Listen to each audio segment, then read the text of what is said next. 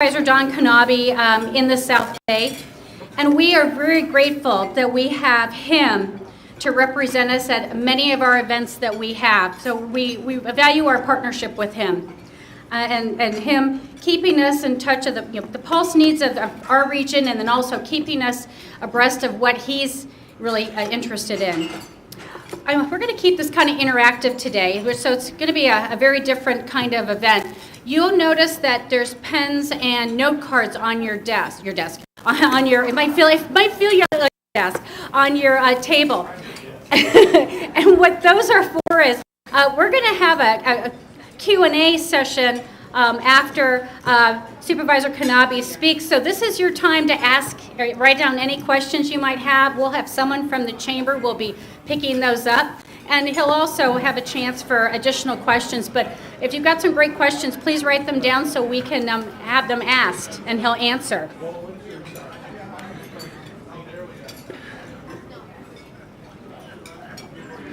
So what I'd like to do at this time is I'd like to welcome our first presenting sponsor. Jack Fulkert is the Area Director of Marketing, Development, and Community Outreach for UCLA Health. Jack, will you please join me on stage?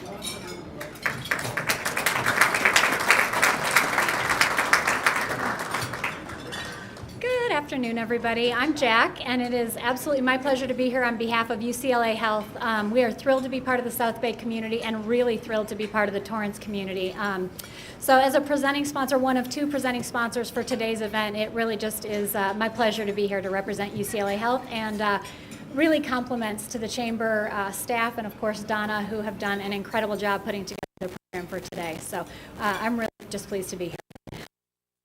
Privileged to introduce our distinguished speaker for today's event. Supervisor Don Knabe was first elected to the Los Angeles County Board of Supervisors in November 1996 and was overwhelmingly re-elected in 2000, 2004, 2008, and 2012. Supervisor Knabe represents the 4th District, which is a uniquely diverse area that's home to over 2 million residents, includes 2 of the nation's largest economic hubs, the ports of Los Angeles and Long Beach, and LAX. Supervisor Knabe served on the President's Homeland Security Advisory Council and was chair of the State and Local Officials Senior Advisory Committee. In 2006, Supervisor Knabe was appointed to the California Emergency Council. He's the president of the Coliseum Commission and the past chairman of First 5 Los Angeles. He's a member and past chairman of the Urban County Caucus of the California State Association of Counties, an executive board member of the California State Association of Counties, and is a former member of the Board of Governors for LA Care Health Plan. In addition, he's the vice chairman of the Health Subcommittee for the National Association of Counties and a trustee at the Aquarium of the Pacific in Long Beach. Supervisor Knabe has spent much of his political career working to protect the innocent and most vulnerable children in Los Angeles County. He established the Safe Surrender program in Los Angeles County, which allows someone to surrender an infant up to 3 days old that shows no signs of abuse. Since 2001, when the program started, more than 128 babies have been safely surrendered in Los Angeles County. Just amazing.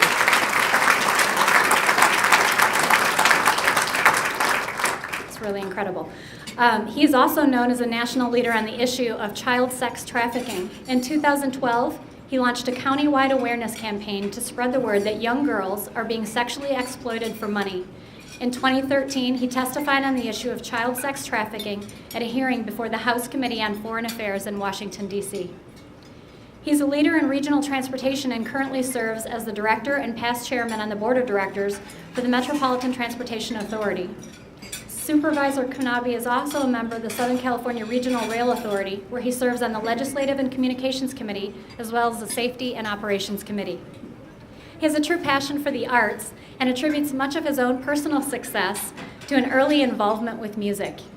His enthusiasm for the arts has resulted in the creation of several innovative youth programs and his own arts program, which he provides grants to schools and community-based organizations throughout the 4th District. He's respected for the strength of his grassroots support and considerable experience in local government, which have made him a highly regarded voice not only at home in the 4th District, but also in Sacramento and Washington, D.C.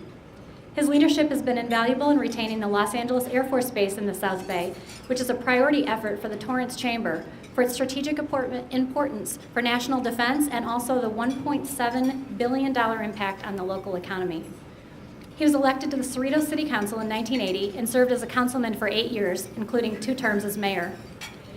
As chief of staff to the late 4th District Supervisor Dean Dana, Supervisor Knabe gained invaluable insight into crucial federal, state, and local issues and the needs of the 4th District's 2 million constituents. Supervisor Knabe is a veteran, having served in the U.S. Navy. He earned a bachelor's degree in business administration from Graceland University in Lamoni, Iowa. He and his wife Julie have been married for 46 years, which is incredible. And Julie is a Long Beach native and past president of the Cerritos Chamber of Commerce, operating her own customer relations firm, J.D. Knabe and Associates. They have 2 married sons and 4 incredible grandchildren. Please help me in welcoming Supervisor Knabe.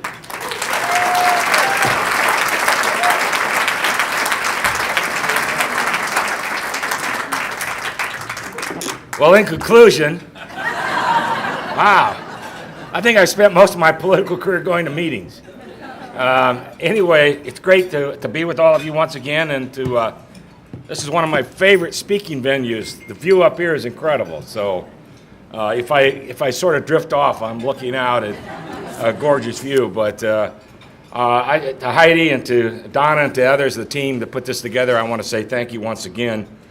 And to the sponsors for making it happen. I see many of you in this room from time to time, and I'm getting a little intimidated because I think Dee Dee Hicks or Richard Lundquist could probably give this speech.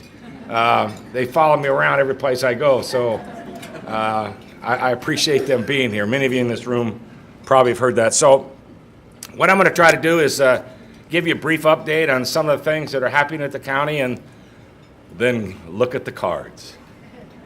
All right, so any cards, if I go like this with it, that means that Wolowitz will answer it. All right? But I guess let me start from the beginning and saying the biggest thing that we have right now in the County of Los Angeles is change. Most people don't realize, but within the next, less than 24 months now, there'll be 4 new members of the Board of Supervisors. We just recently got Sheila Kuehl and Hilda Solis. And then Mike and I will be gone in December of 2016. And at that point in time, Mark Ridley Thomas will only have 1 term left. So there's going to be some huge changes going on in the County of Los Angeles. And, obviously, working with Hilda and Sheila and I kid Hilda, I said, I didn't know that I had that great a job, but when a former Secretary of Labor comes back and runs for the Board of Supervisors, I must really have a good job. But seriously, it's been a pleasure working with them. Obviously, they're in a learning curve. It's sort of interesting because you remember them and know them from a previous life in the role like with Sheila at the Senate. And Hilda, I've been with her since she's been in the Assembly, the Senate, Congress, and then Secretary of Labor. And Jan knows she was very helpful in our 10,000 Jobs program, which Dan and Wood down here did such a great job in implementing. But when it comes to the Board of Supervisors, it's different. It's not like the Congress of the United States. It's not like the Senate in the state of California. You have to finish what you start. And I don't mean that because they're the ones commenting back to me, and I'm getting sort of a kick out of it. I remember when Mark Ridley Thomas first came, I said, you got to do this. He says, you don't have any committees to refer things to. You got to finish it. And now, like with Hilda and Sheila, this is the first time in their political careers, and for the local government folks that are in this room, you understand this, they've never had to work under the Brown Act before. All right, the public meeting piece and the public comments and the folks that spend a lot of time in front of you saying very important things, I'm sure. But it's been sort of an interesting transition, and then again, many of our problems have been ongoing and continue to sort of resurface. And so they have a real big learning curve, but they're both doing a great job. So you take that, so we got 2 new supervisors. We have a new sheriff in town, Jim McDonald, a dear friend, and he's got a big job. But fortunate for him, I think, or unfortunately, he was my appointee to the Jail Violence Commission. So he has some insight that other candidates would never have. And you can see the culture changing. You can see some very good things happening in the Sheriff's Department. And the bottom line being, as you all know, 99.9% of those folks in the Sheriff's Department, Fire Department, do their job each and every day with integrity, good public service, and do it for all the right reasons. And every once in a while you have a few bad apples, just like any company, any organization has. And I know the men and women that I talk to in the department on the ground are really happy to see that shine come back to the badge, and he's doing. We also have a new assessor, Jeff Prang, all right? Our other assessor had some problems. He's sitting out there waiting. He's going to do an appraisal of the inside of a cell. No, I just kidding. I just got to have some fun. Anyway, I'm having more fun than he's having, I'll tell you that right now. Our CEO, Bill Fujioka, retired, and so now we have an interim CEO, Sachi Amai, who's doing a good job. And we also have a new county council, Mark Salandino. So in all my years, either with Dean or as being elected since 1996, I don't ever remember seeing this kind of a change all at once up front. And so, and this is a big amount of change in a very short period of time, particularly for an organization that has a $27 billion budget and 100,000 employees. So let me be clear, and to all of you, change is not a bad thing. Change is good. Change is good. Change is good. I keep telling myself that change is good.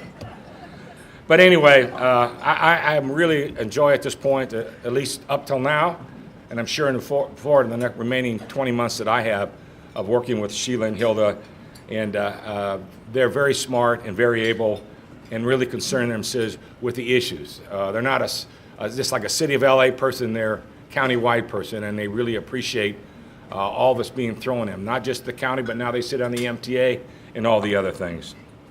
So we deal with, as you all know, some very tough and complicated issues, and in many cases, it's always tough. People want to stall, or the great line is, let's form a committee. Let's do another committee, or let's have another oversight commission. At the end of the day, sometimes you just got to move through the study piece and the analysis piece, and move forward with good decisions. Take your time, and you have to do the right thing. But that's their learning process, and they're doing it very well. But speaking of gridlock, last week I was in Washington, and speaking of gridlock. Last week I was in Washington. We made our annual trip back there, all 5 members, as well as the various department heads. The sheriff was with us. And we make an annual trip at least once a year to visit from the White House to our delegation in the County of Los Angeles, as well as other members that affect the lifeblood of the largest county in America, and particularly all the mandates. And I met outside of those meetings, I also met with the Deputy Secretary of the Air Force on the Air Force Base issue to make sure, I always thank the Torrance Chamber and the South Bay Association of Chambers. They were the first to mobilize, to realize the importance that you may have a business. The Air Force Base may be in El Segundo. It may not have a runway, but the economic impact to this region, to our state, is absolutely unbelievable. Nobody can understand that. And you all rallied in forming that South Bay Association of Chambers, and to me, to this day, that's what made the difference on us being able to save the Air Force Base. Because I will tell you, Colorado wants it, they still do, and New Mexico still wants it. So we just wanted to let them know that we know, and it's budget time, and every time there's budget time, there's a BRAC discussion. But I was assured that, at least up to this point, they're more interested in what they call the metal piece of it versus the brain power. And so they're in the midst of how you consolidate in times of turmoil throughout the world. You don't want to consolidate all your assets in certain places just because of the threat of terrorism and the other things. So there's a lot going on back there, but I told them we're ready, willing, and able to fight the fight, and we will fight the fight should they make a move. And she calmly asked me to keep it under the hood for right now. Don't turn everybody loose on her. So, but also met with the Veterans VA on the issue of veterans homeless. Unfortunately, here in Los Angeles County, we have the largest homeless veterans population in America. a very sad situation for all of us. Also dealing with some of the brain injury and the explosive issues coming out of the war, trying to direct contract with Rancho Los Amigos on that as well too. Met with the Senator Feinstein, Senator Boxer, all of our members, Majority Leader McCarthy, met with Senator, he was Senator, now he's a Congressman Ted Lieu and Janice and others in the delegation. So all in all, we had a pretty good trip. And I guess the thing, maybe they're paying attention to their 18% approval rating. But it's a good thing because for the first time in many years going back there, I spent a lot of time back there, it was really nice to have all of our meetings, and most of them are very congenial. And most of them showed a willingness to work across the aisle on some very specific issues as it relates to homelessness, the veterans issues, and things like that. First time where we didn't have this going on, it's their fault, and I really made me feel good because obviously in our county, their cooperation and their mandates to us really require a good spirit of cooperation. So I was really happy to see that. And now in our area here now, it's getting close to budget season, the fun time of the year. I always get the nicest introductions right now by department heads when I'm out and around. You're my favorite supervisor. How many times do you say that? Yeah, that district and that district. But, the great thing about our budget situation, we're in pretty good shape. During the good times, a number of years ago, we put a lot of money away. And so we were able to survive the economic downturns that, historically no one's ever seen in my lifetime anyway. And great cooperations with our unions.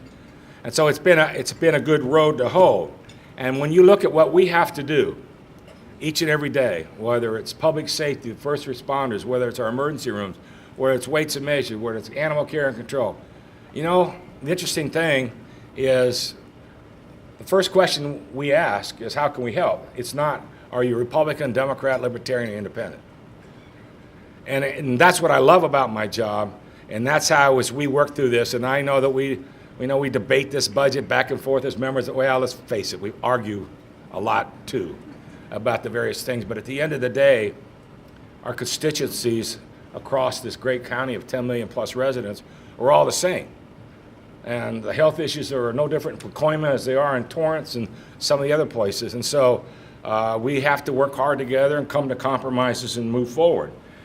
And like I said earlier too about our labor force, of our 100,000 employees, I would say that probably 90% of those belong to a bargaining unit. We have over 60 bargaining units that we have to deal with in Los Angeles County. So that partnership is incredibly important too. And so they've been very cooperative and been very helpful over the last number of years. They're getting a little excited now because it's payback time. But again, we're doing it in a way that's congenial and without a lot of conflict and screaming and shouting like other parts of the country that you see. So out of all that, to get to the point where we are now, we were rewarded in this county because we had 2 major credit rating increases over the last 30 months, which is unheard of in municipal governments, and we were the largest municipality to receive those credit rating increases. So that means at the end of the day, when we talk about infrastructure and capital projects and the other thing, that the taxpayers get a better bang for the buck with the interest rates that we're able to secure.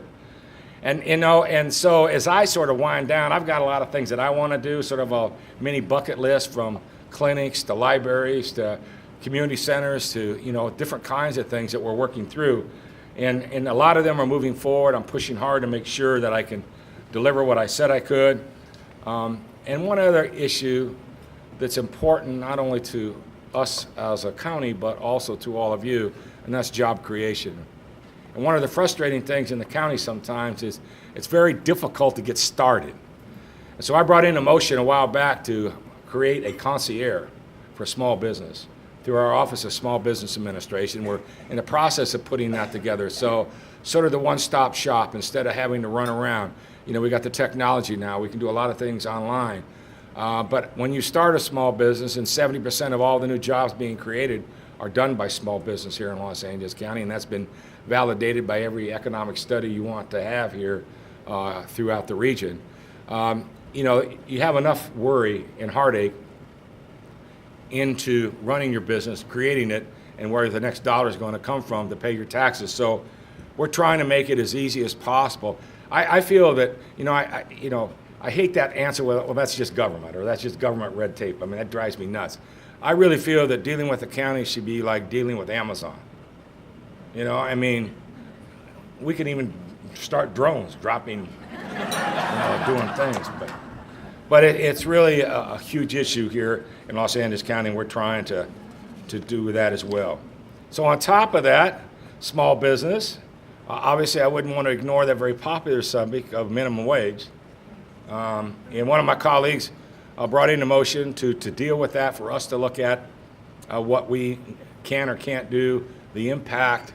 But most of that is being discussed by the academic community.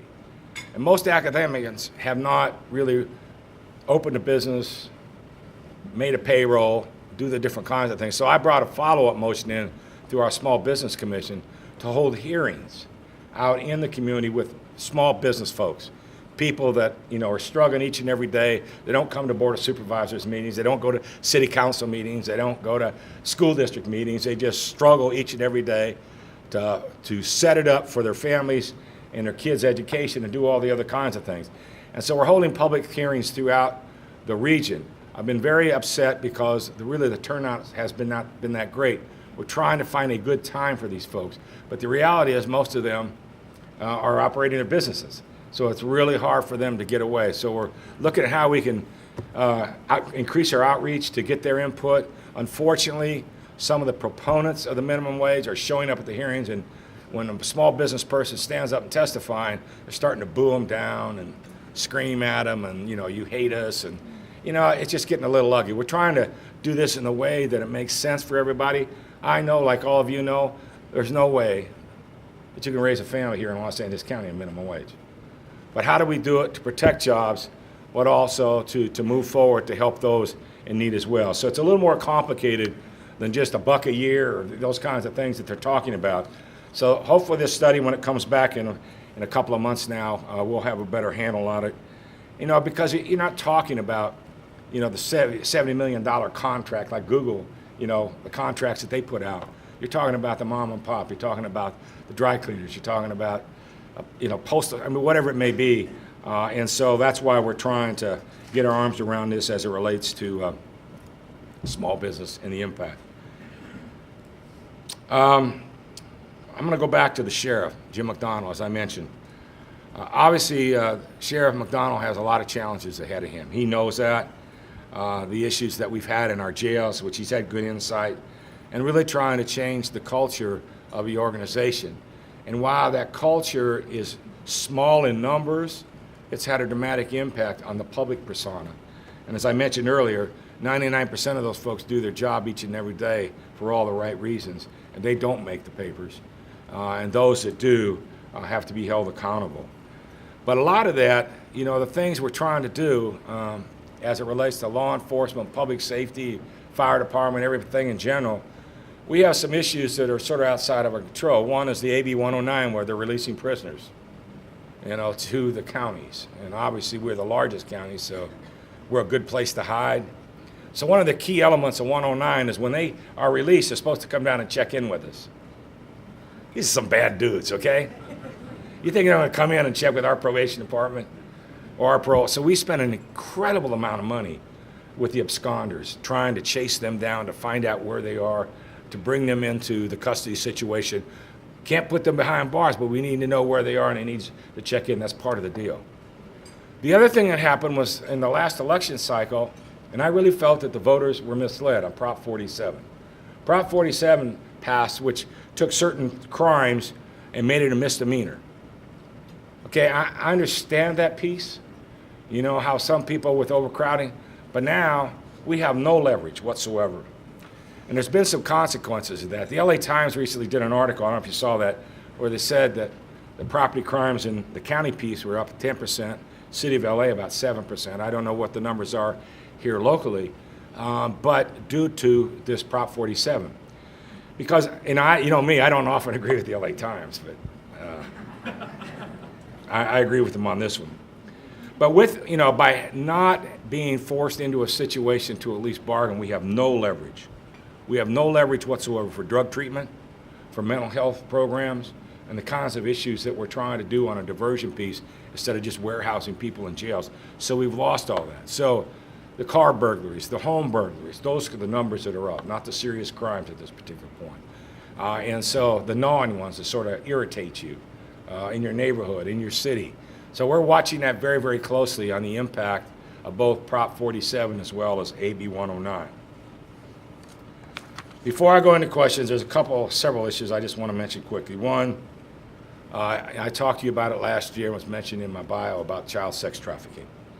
And I spent some time in Washington on this as well. And, where I told you that girls as young as 10, 11, 12 years old being bought and sold on the corners. And many of these kids, girls and young victims, are part of our system, either through foster care or through probation. We've worked very hard on a bipartisan basis. Actually, Ted Lieu was very, very helpful in a bipartisan basis before he went to Congress on some punishment issues as it relates to these scumbag pimps that are pushing these girls out each and every night. As was mentioned, I testified in front of the Foreign Affairs Committee also with Congressman Ted Poe out of Texas. We did a press conference at the National Press Club on trying to, my goal is, you remember the war on drugs? That's what I want. This should be a national issue. This should be the war on child sex trafficking. There's just this.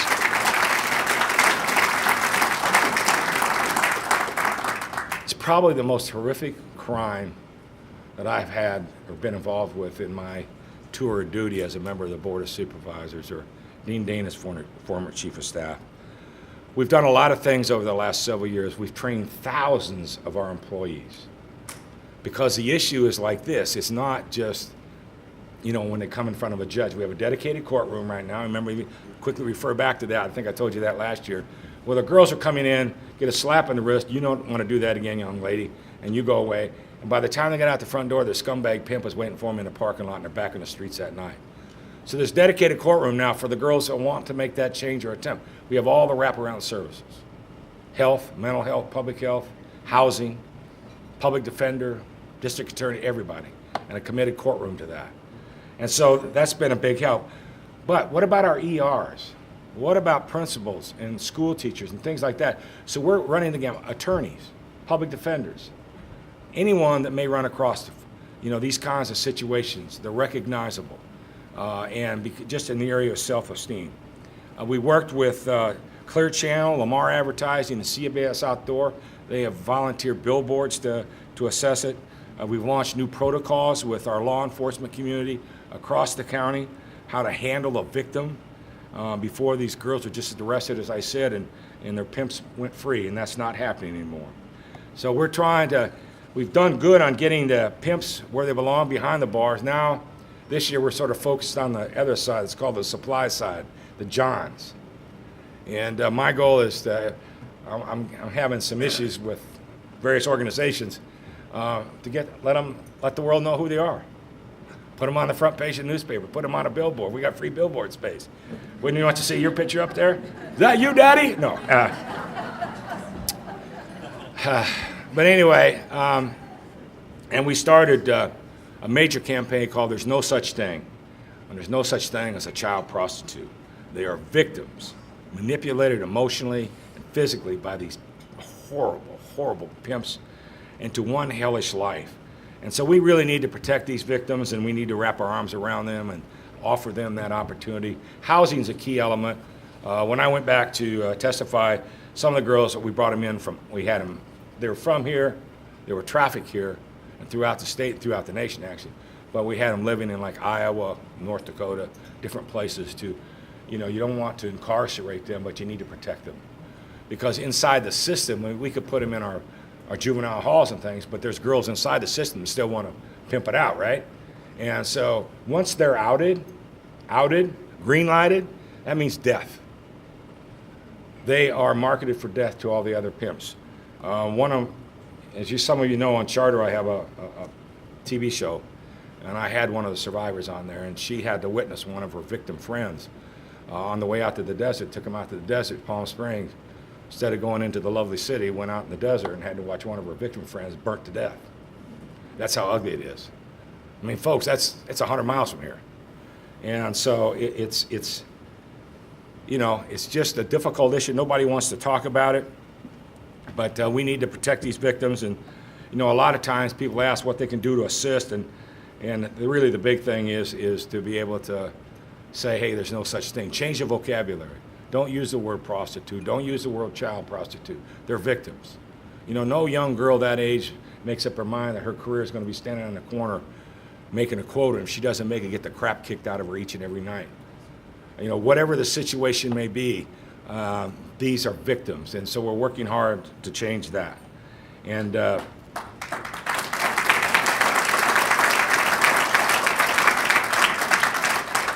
I get a little emotional about it, but yeah, it's a difficult issue. It's not a fun issue, but that's what we're here for. Finally, on a good note, let me change the topic, and that's the program that was mentioned in the bio, Safe Surrender. Obviously, we've had 128 lives saved through that program. First 72 hours of birth, no name, no shame, no blame. A mother, family member can take the baby into any hospital. Every hospital in the county of Los Angeles hooked up, every fire station's hooked up. And baby gets a band, mama gets a band. No name, no shame, no blame. Mama gets medical help if she wants. The baby goes into the system. Mom has 14 days to reclaim the baby by law. So that process is taken care of. We've had one reclaimed, and I think we may be having another one here shortly.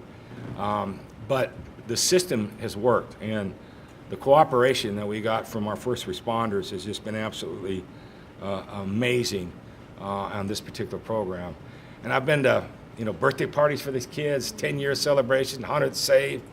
We just had, we dedicated a garden down in the new Grand Park, and for 125th save, and we had 125 plants planted, all the same thing, and we invited the families out and the kids, that were surrendered, those that we could get and their family members, and the kids got to plant all the plants. And so we have a special little garden, the Garden of Life, dedicated to them down at Grand Park. It was very, very cool. But, as time runs down, I'm often asked what has motivated me throughout my time as supervisor, and I really think it's been, the power to help people, to really make a difference in someone's life. I don't have to worry about a presidential or gubernatorial veto. I don't have to worry about a caucus telling me how to vote. I get, I'm right there in the ground. I get to see it and touch it and feel it and make a difference. And I have an incredible staff. I tell my staff, I want them to be the Norsons of the 8th floor. I mean, not only in helping our constituents, but if we have a problem, it's how can we make it better? What if somebody doesn't know how to contact a supervisor's office? So I have a great staff. Steve Napolitano over there has done a great job for me. And I say it in terms of making a difference to someone. I'd love to be able to stand before you, and I'd love to be able to say, my dream of my life is to run for public office. My dream of my life is to be a politician that goes to a lot of meetings. But it wasn't. And I'm here. I'm in this kid from the Mississippi River, Rock Island, Illinois. Being in one of the most powerful political jobs in America has really been a blessing. And quite honestly, it can get a little strenuous chasing 2 million people in 27 cities year after year.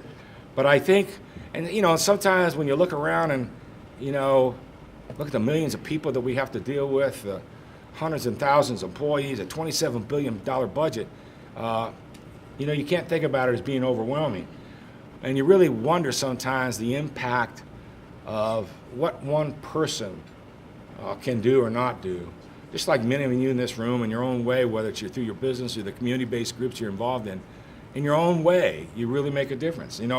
When I see the difference that a community center can make on a senior citizen that's lonely and just want a place to hang out, or the difference a library can make with a kid that doesn't really have a safe, quiet place to study, or the difference a free concert in the park can make to a family that can't afford to go out for the evening, like many of us can, or the difference you see a young entrepreneur, she or he, their lifeblood in that business, and to see it open and be part of that. And I'm also, as I mentioned earlier, I'll just go back to it, I'm really inspired by those young women that I have met through this child sex trafficking, whose life has been pure hell, and now bouncing back towards heaven. And they inspire you. I mean, I call them my sheroes. You know, everybody has heroes. Well, they're my sheroes. And really having the opportunity to be part of their life in some small way to give them the life that they deserve, that we all deserve. Or, you know, if you see the joy in the families created by safe surrender, I mean, you know, the siblings arguing back and forth, chasing each other. I mean, that night that we had this thing down at Grand Park, and it was like we all belonged to the same family. Kids were wrestling. I mean, they were arguing, they were yelling, they were screaming, they were dancing, they were playing games, and they had never met each other. And the majority of them were safe surrender kids, and they're with their brothers and sisters. So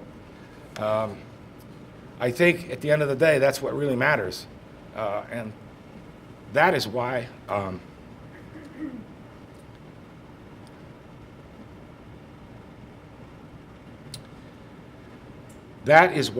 I enjoy my job so much.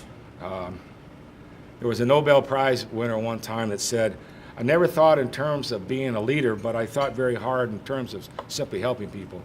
And my life in politics is really an extension of my community involvement. Like I said, I always tell the story, and I'll conclude with this before I do the questions. My first experience at politics was running for class president my senior year in high school. And this is where I learned about timing. The election was on a Monday. The Friday night before the election, the guy that I was running against caught a touchdown pass with no time left in the clock for us to win the game. Monday morning, I think I got 2 votes, mine and my girlfriend's, but I'm not sure about my girlfriend, okay? So with that, I'm always love being with you guys and enjoy being with you, and I thank you all. I thank all that you do as a chamber, but many of you I see with other faces and community-based groups really making a difference in people's lives. I thank you for that. The constituents thank you for that. God bless you all. God bless America. And I will be glad to take questions. Thank you.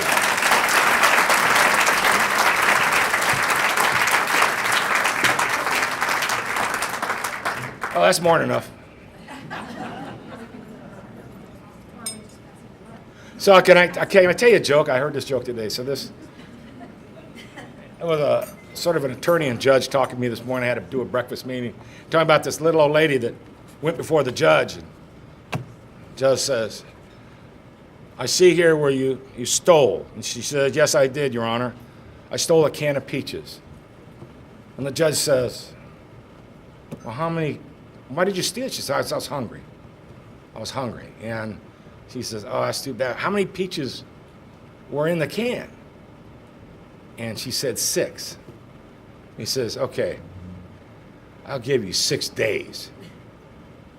Her husband jumps up, Your Honor, can I speak on her behalf? Can I speak? He says, yes, sir. He said, she also stole a can of peas. I don't hear a lot of jokes that I can read public, so that was a good one. All right, the question is,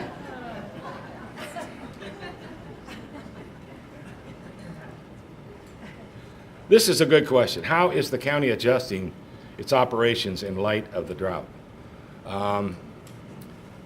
We are doing a lot. We started back in 2008 with some issues that we had. As you know, we're the purveyor, we're in charge of all flood control. So the recapturing of water is extremely important. Spreading grounds are extremely important with working with all the different agencies. But we are, abiding by the governor's orders on the 25% reduction. We're getting ready to do that, to have that ready to go by July 1. It's going to be tough. We're like in our golf course as an example, we're starting to gear everything towards recycled water, but we're also going to do turf renovation and taking a lot of turf off. And so there'll be a lot of bare ground, which could impact my game. But seriously, so, from medians, the recycle piece and the capturing of the water is extremely important for us to be able to reuse. Reuse is going to be a big piece. We have the advantage in the sense that we have that system in place, and now we need to manage it better and work more with our public agencies. We're reducing our watering our plants, and the whole format of landscaping has changed. I don't know if anybody's in the landscaping business, but That's a good business to be in right now. Seriously. But we're trying to work through it. It's not going to be easy. But it's not going to have the impact it says on a restaurant or a hotel. We get to stage 3. That's going to have dramatic impacts on revenue flows for cities and communities, from restaurants to hotels and the other piece that we're having to deal with. Long term, obviously, we're looking at desalinization. It's very expensive right now. We're trying to, and I don't want to offend any environmentalists, but we're trying to work around the little smelt and trying to get some water down here. But long term, we're going to have to come up, I think, with our own solution until we get some rain. And who knows when that's going to be, because you can't bet in the economy.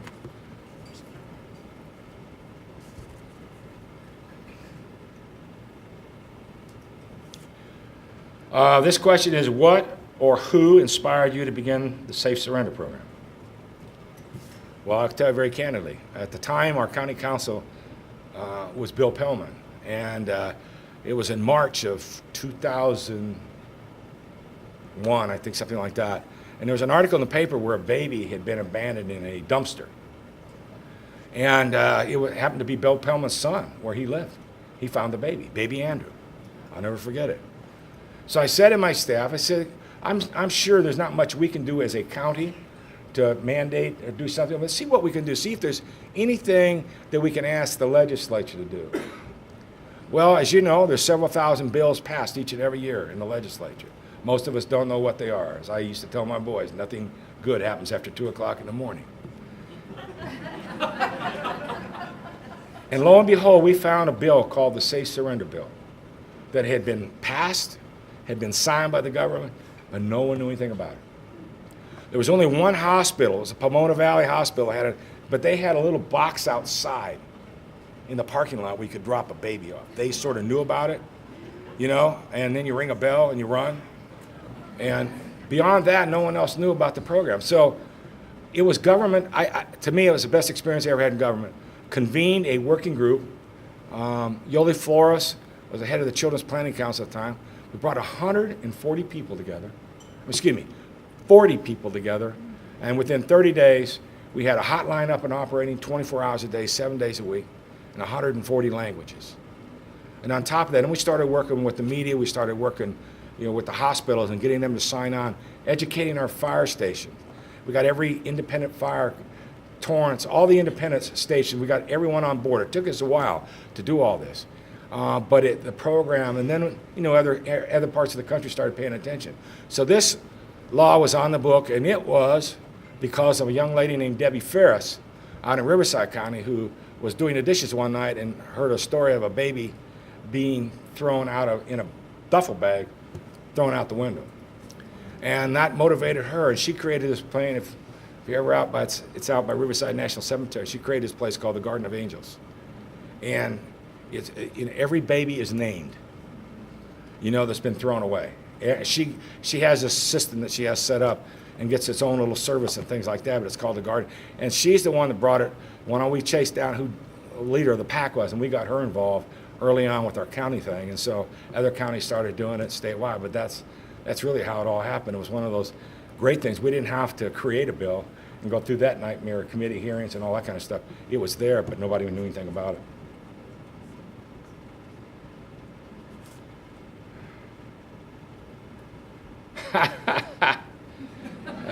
Yes, what are my plans after I leave? Golf? Serving? Okay. Surfing or acting? I don't know how to surf. My wife says I'm a good actor. No, really, seriously, I'm talking to some folks about getting on boards of directors of pay, and doing some things like that. And then the other thing that I'm talking to Cal State Long Beach, Pepperdine, and USC, is about teaching a class, just one, not all three of those. I was a fourth grade Sunday school teacher when, I wanted every kid to turn into the pillar of salt. So I'm not sure that I have the patience to do this. But here's what I'm concerned about. Politics is so ugly right now. It is, I've never seen it. It is so ugly. With the social media and the kinds of things that created, that connect the dots. that we've lost an entire generation of good candidates as well as administrators. You know, it takes good people to run government. You know, they can't all be CEOs of companies. You need good administrators. And I would like to, you know, I've been elected, I've been a staffer, you know, I've done it all. And show them that it's a good profession if you can do it and you can do it right, because that's why we're getting all the leftovers. That's why guys and gals that's why people are going to jail. I mean, there's no ethics. I mean, they think invincible. So that's, you know, one of the things, but I can only do it one class. I mean, Lord have mercy. My wife says, I want to see that day. Anyway, okay, and I want to play some golf too, but I really want to travel. I mean, I love Washington, I love Sacramento, but aren't there cruises or something like that? You know, as you go on, you have fun. Mobility and transportation to South Bay. Obviously, the Crenshaw line and the Green Line extension is a critical piece of that. Mark Ridley Thomas and I have been hammering away. They tried to push it out. You know, I'm saying you got to get them to LA. Every Secretary of Transportation that we've ever met with, the first thing they said, when are you going to get regional rail and rail into LAX? You know, so we can get in and get out. And so that's obviously a critical piece. We've got it moved up now about 10 years. It's still not soon enough. We've been working with LAWA, but we're making very significant progress. Looking forward to our new CEO. That's another new one. Philip Washington out of Denver is going to be our new CEO of the MTA. So there's a lot of pieces out there, but obviously the issues you have over here with congestion are as significant as it is out at the 405 and the 101. And so we're trying to do some different things with above ground kinds of programs, whether it be dedicated busways or some of the other things. What recommendation, am I done? I'm the hook. You know, I've been around long enough. I know sometimes you don't have to go like that. You just, when they start looking at you with that eye that says, you know, I'm not winking at you, dude. I'm not winking at you. Thank you all very much.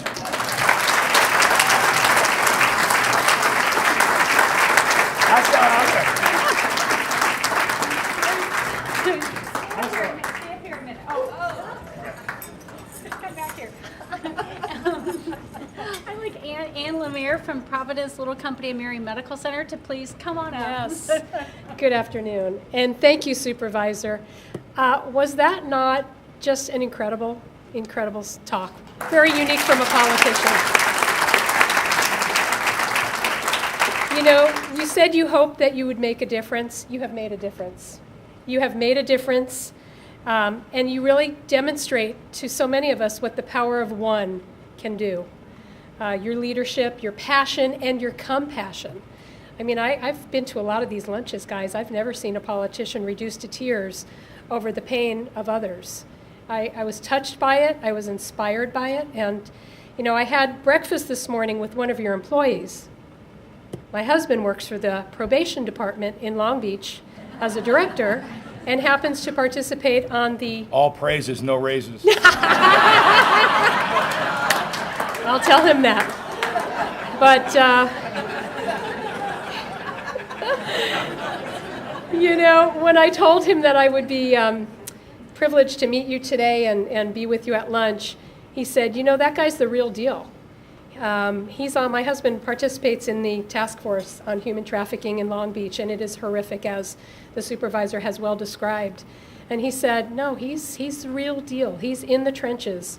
So I want to just appreciate you for your passion for victims, your affinity for your community, your service to our country, and the fact that you are just a real human being. And that's a rarity in politics. So thank you so much. You guys have a SART program over there. Let me just add, there's another program called the SART program, which is a Sexual Assault Response Team. That program started, and it was out in the Lakewood area with Melinda. Right. And my wife had breakfast with her, and she said, you got to get involved in this program, to me. And now it's housed over there.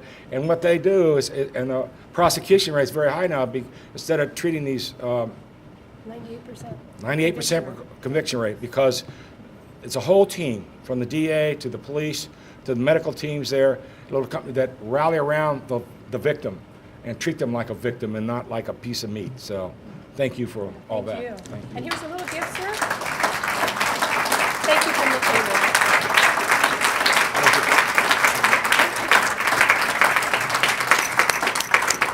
Thank you, Supervisor Knabe. We appreciate you.